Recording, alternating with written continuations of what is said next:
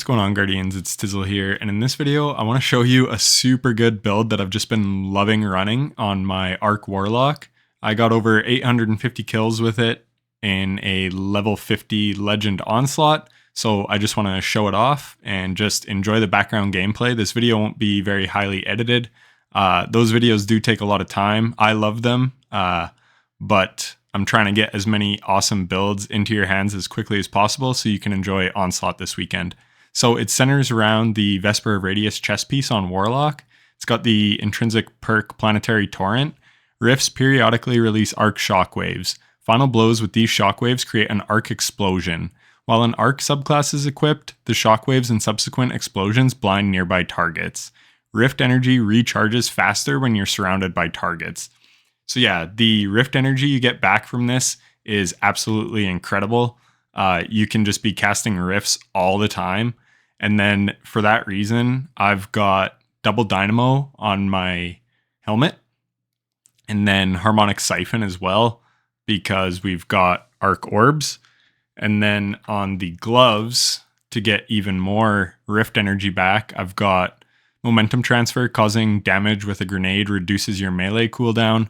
Bolstering detonation grants class ability energy when you cause damage with a grenade. And then focusing strike grants class ability energy when you cause damage with a powered melee attack. So these just all feed into each other, and it's really nice. On the chess piece, we've just got the rainbow with solar, arc, and void resistance, which is really good in Onslaught because you kind of deal with all damage types in that game mode. I've got Arc Scavenger on, which you'll see why here in a moment because of the weapons I'm running. And then Recuperation. So one downfall to Arc is there's no real method of healing like with Devour or Restoration. So I've been running Recuperation on like all my builds, especially because I haven't really been running Solar because I'm just kind of so sick of it. Innervation reduces grenade cooldown each time you pick up an orb of power. So our grenades are really awesome with this build as well. And then when we go to the chess piece, because we're casting so many rifts, we're going to suck up orbs with powerful attraction, reduce all our ability cooldowns, including our super with distribution.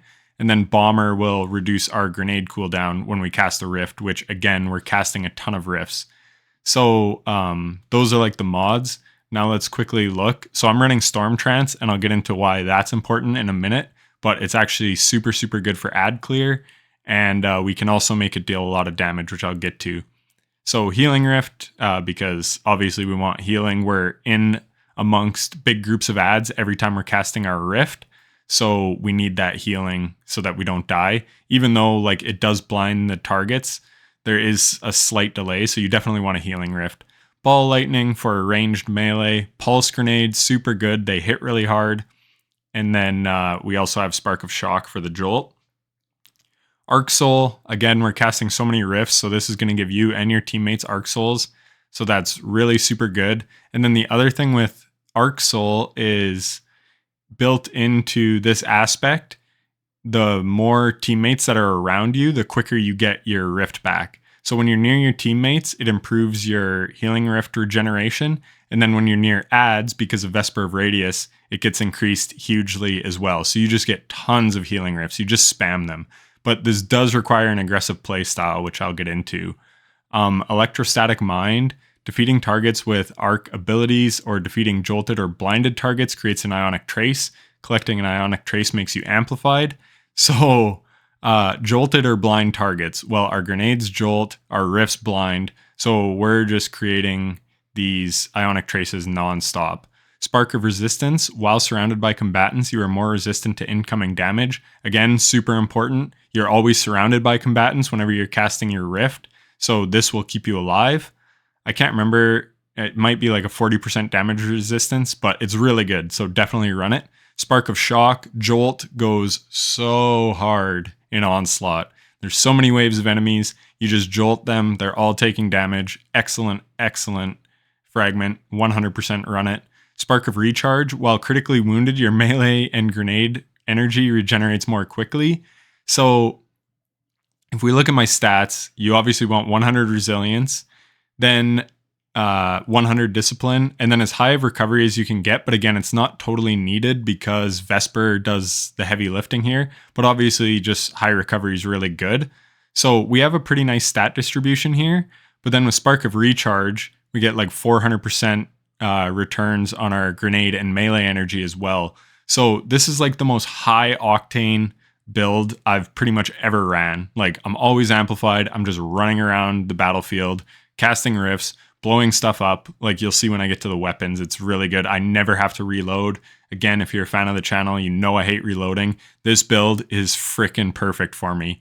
And then Spark of Beacons. When you are amplified, your arc special weapon final blows create a blinding explosion. So again, the build is about blinding everything. So we do that with our Rift, but we can also do that with our arc special. And that brings me to Exderis. This is an arc special. This weapon enrages when dealing or taking sustained damage, gaining increased rate of fire while enraged. And then if you have the catalyst, weapon enrages faster while amplified. Final blows with this weapon make you amplified. So more ways to get amplified, but this is the big one. Loyal Moths. Final blows with this weapon create a loyal moth. The moth will seek out nearby targets and detonate, damaging and blinding them. So you're getting kills with your arc special. So Spark of Beacons. We're pretty much always amplified, so that's not a big deal at all. So Spark of Beacons is pretty much always going off with Exderis. And then the Loyal Moths seek out other targets that you didn't kill. It will blind them. When we get the whole loop going, we're running out, we're casting a rift, we're blinding everything. Once they're blind, we're starting to take them out with Exderis. And then the moths, it's just crazy. You can see in the background gameplay, like, it goes super hard. Again, the gameplay is not really cut up. I just wanted to show how good it is. I did take this to a level 50. I failed with this group on like level 39. It was just like an LFG group. But yeah, I have done level 50. And it goes super hard. So again, the other nice thing, this thing has pretty deep reserves. And then, so you can pretty much use it like a primary. Then I've got auto-loading chill clip Riptide. This is super nice, charge time masterwork accelerated coils. So I use this to get a quick stun on overloads. So the one thing that's bad about this setup is nothing really synergizes on here, but we also don't have anti-barrier. So there's usually barrier knights or barrier servitors. So you're just going to have to rely on your teammates for that. But lots of people are running solar builds. So I have been like in a well of radiance and able to stun things just because it gives you anti-barrier in a well, or people are running Ember of Torches. So not really a problem.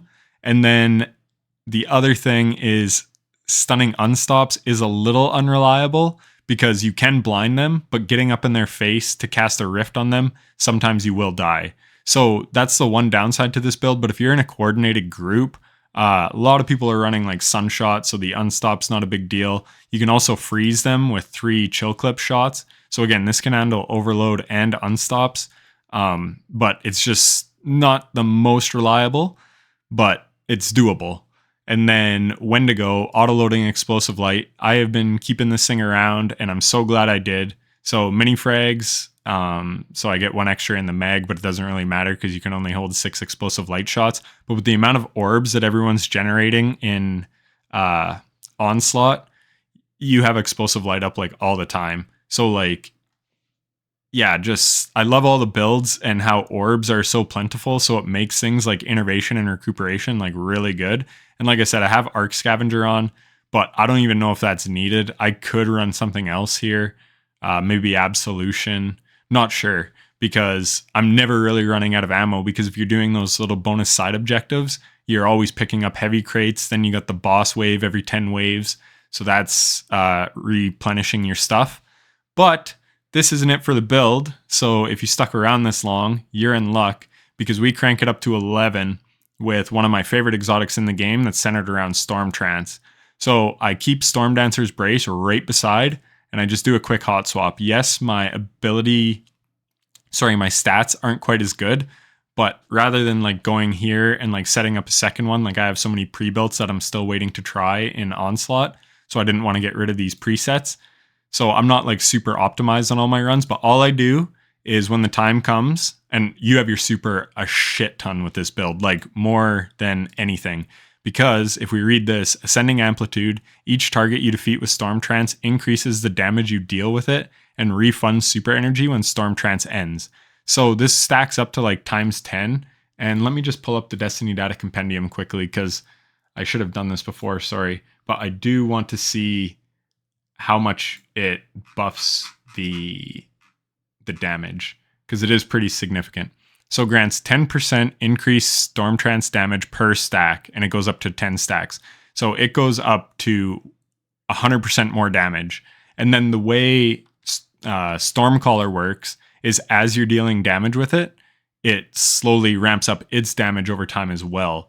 So when it's maxed out with 10 stacks of Storm Dancers, it goes crazy. And then at the end, as long as you defeated 10 targets, you get half your super back. So you're getting half your super back. Then you quickly swap to Vesper of Radius, cast another Rift. It's going to suck up all the Orbs of Powerful Attraction. It's going to proc Dynamo on the ads. I've literally had it where I've chained my supers. I cast it with Storm Dancer's Brace. Don't swap while you're still in Storm Dancer's Brace or in Storm Trance because you won't get the energy back. But as soon as it runs out, as long as it's safe, quickly swap. That's the one thing, and people often don't like swapping mid-game, but you want to do it like when it's kind of safe. So sometimes that might not always be doable, but honestly, I've ran numerous onslaughts with this build, and I've been able to do it every time. I might die the odd time, but very, very, very rarely.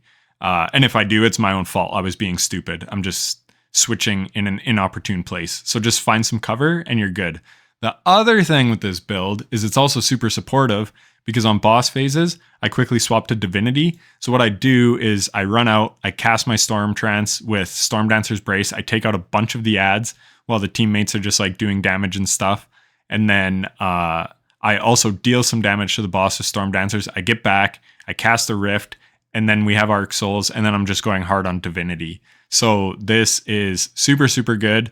Because also when the Tormentors come, I do the exact same thing. So Xdirus has really good ammo economy. Like I've been running lots of double special because with the crates and the ability focused builds I have, I'm only using my weapons to like chunk down bigger enemies. That's why like auto-loading Explosive Light Wendigo is so nice. Never have to reload it. Same with this, never have to reload it. And this auto reloads every shot.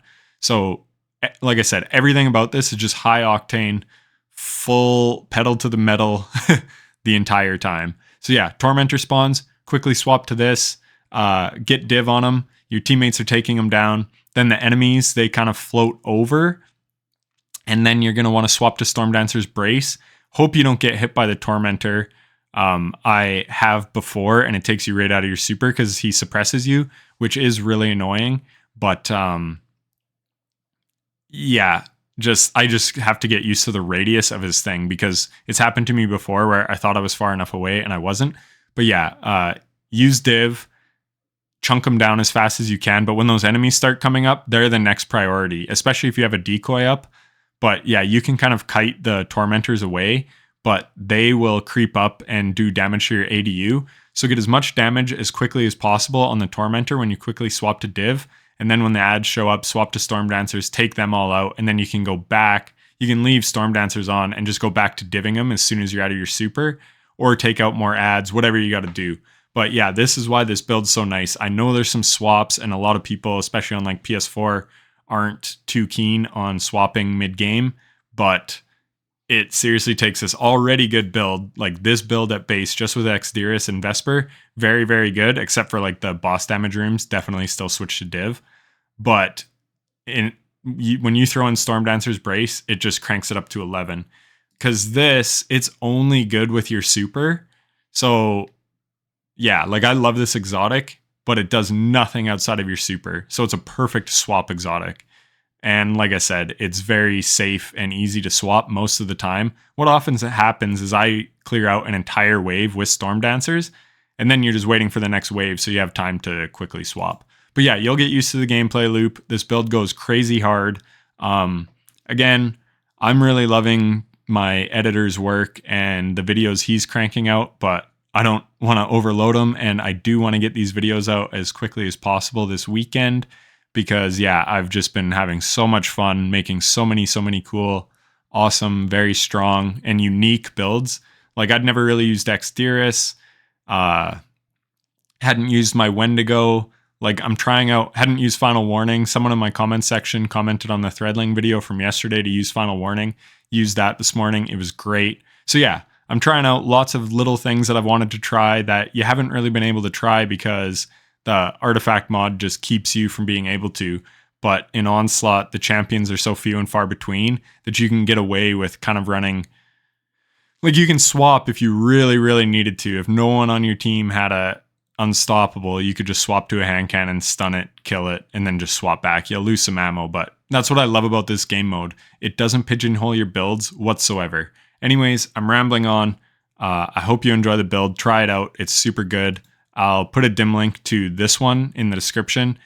And then, like I said, just have a div and a Storm Dancers right beside to hot swap to, because you can't put like multiple loadouts in a dim link or whatever. But yeah, that is the build. It's super fun, super effective, and I hope you enjoy it as much as I do. And if you're still watching, thanks for watching to the end, and take care.